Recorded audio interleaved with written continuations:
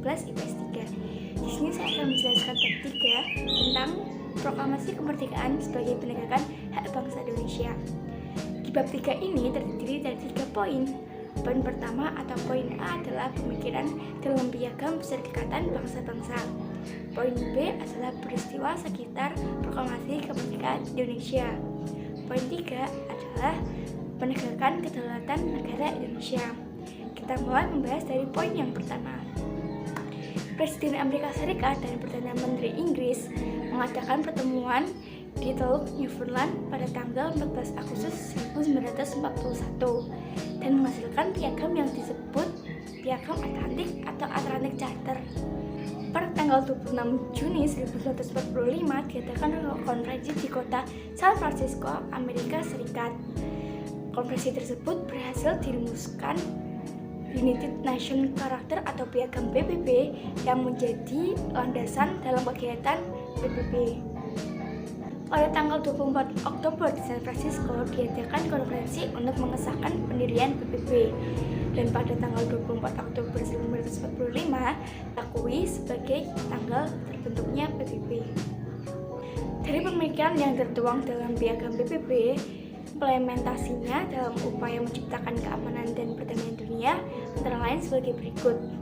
Pertama, memelihara perdamaian. Kedua, pembangunan perdamaian. Ketiga, peluncuran senjata. 4, diplomasi preventif dan mediasi. Selanjutnya kita membahas ke poin yang kedua, yaitu peristiwa sekitar Proklamasi Kemerdekaan Indonesia. Yang pertama, peristiwa Rengas Dengklok. Penyebab utama munculnya peristiwa Rengas Dengklok adalah adanya perbedaan sikap antara golongan tua dan golongan muda. Perbedaan tersebut mengenai kapan saat yang tepat untuk memproklamasikan kemerdekaan Indonesia. Tempat yang dipilih untuk mengamankan Soekarno-Hatta adalah Rengas Dengklok, Kabupaten Kerawang, Jawa Barat, yang terletak 15 km dari Jalan Raya Jakarta Cirebon. Mengenang peristiwa pengamanan Bung Karno dan Bung Hatta oleh golongan muda di Rengas Dengklok, tepatnya di markas bekas Kompi Peta, dibangun monumen Rengas Dengklok. Kedua, perumusan teks proklamasi kemerdekaan Indonesia. A. Pertemuan Soekarno-Hatta dengan Mayor Jenderal Nishimura. Perumusan teks proklamasi kemerdekaan Indonesia dilakukan di Rumah Laksamana Muda Lataji Maida di Jalan Imam Bonjol nomor 1. Sebelum ke Rumah Laksamana Muda Maida, Soekarno-Hatta terlebih dahulu menemui Kepala Pemerintahan Umum Mayor Jenderal Nishimura untuk menjajaki sikap Nishimura mengenai rencana proklamasi kemerdekaan Indonesia. Nishimura melarang kegiatan dalam bentuk apapun termasuk rapat PPKI dan proklamasi kemerdekaan. Oleh karena adanya kesepahaman tersebut meyakinkan Soekarno-Hatta untuk melaksanakan proklamasi kemerdekaan Indonesia meskipun tidak disetujui oleh Jepang. B. Perumusan konsep proklamasi kemerdekaan Indonesia. Konsep teks proklamasi kemerdekaan terdiri dari 2 kalimat, yaitu kalimat pertama merupakan pernyataan kemauan bangsa Indonesia untuk menentukan nasibnya sendiri, dan pada kalimat kedua merupakan pernyataan mengenai pengalihan kekuasaan atau transfer of sovereignty. B. Pengesahan teks proklamasi kemerdekaan Indonesia. Setelah teks proklamasi kemerdekaan Indonesia dibacakan oleh Soekarno, terjadi perdebatan mengenai siapa yang harus menandatangani teks proklamasi tersebut. Karena mengusulkan agar teks proklamasi ditandatangani oleh yang hadir seperti pada Deklarasi Kemerdekaan Amerika Serikat. Namun usul tersebut ditentang oleh golongan muda yang menganggap golongan tua sebagai kolaborator atau orang yang bekerjasama dengan musuh. Itu Soekarno mengusulkan agar proklamasi kemerdekaan Indonesia benar-benar bersih dari tangan Jepang. Maka teks proklamasi tersebut ditandatangani oleh Soekarno-Hatta atas nama bangsa Indonesia. Usul Soekarno ini disetujui oleh para hadirin. 3. Pembacaan teks proklamasi kemerdekaan Indonesia. Pada hari Jumat tanggal 17 Agustus 1945 di Jalan Pegasan Timur nomor 56, tepatnya pukul 10 waktu Indonesia Barat, teks proklamasi dibacakan oleh Soekarno-Hatta.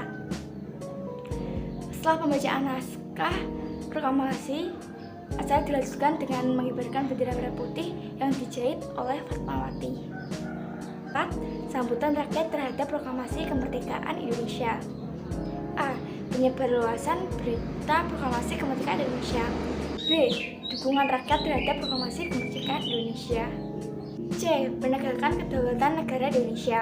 Setelah proklamasi kemerdekaan Indonesia, kesibukan para pemimpin nasional adalah mengatur tata negara. Untuk mengatur tata kenegaraan tersebut, panitia persiapan kemerdekaan Indonesia atau PPKI segera mengadakan sidang-sidang.